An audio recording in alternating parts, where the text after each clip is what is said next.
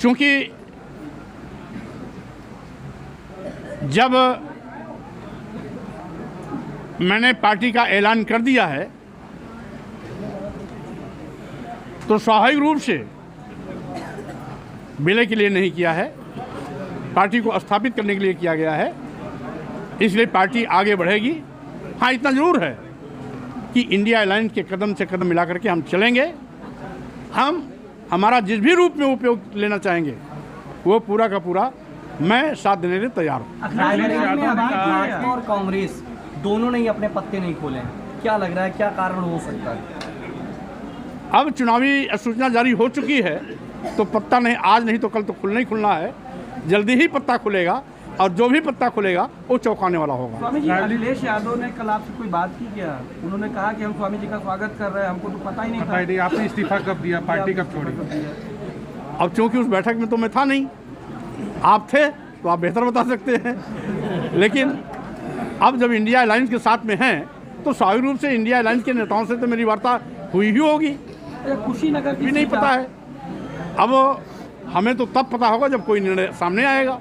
रायबरेली में आप किस कैंडिडेट को एक्सेप्ट कर रहे हैं? रायबरेली और अमेठी में उसमें मुकदमा दर्ज किया गया है, आप जैसे बयान दे रहे हैं मुकदमा लगातार दर्ज हो रहा है। अब ये भाजपा सरकार है, कुछ भी करा सकती है।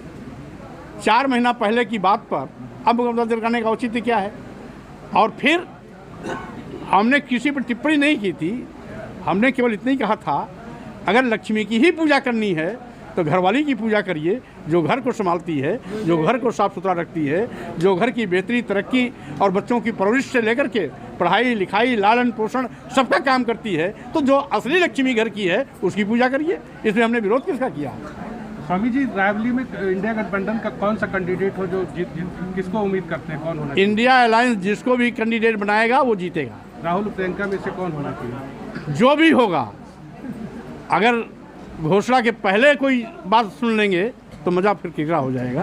वो मज़ा बना रहे इसलिए इंतजार करना होगा। अच्छा, बदायूं से अभी बीजेपी ने टिकट नहीं दिया है और आपकी बेटी का क्या रहे? अब बीजेपी क्या करती क्या नहीं करती उस पर मुझे कोई कमेंट नहीं है, और करती है तो अच्छा, नहीं करती तो अच्छा, ये उसका काम है।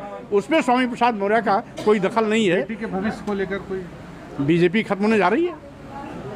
2024 लोकसभा चुनाव बीजेपी की विदाई का चुनाव होगा। तो क्या संघमित्रा के लिए, इंडी के लिए कोई इंडिया गठबंधन के लिए सीट देखी जा रही है? जो इंडिया अलायंस में रहेंगे हमें उनकी चिंता है, अगर कोई और कहीं है तो उसकी चिंता हमें नहीं है।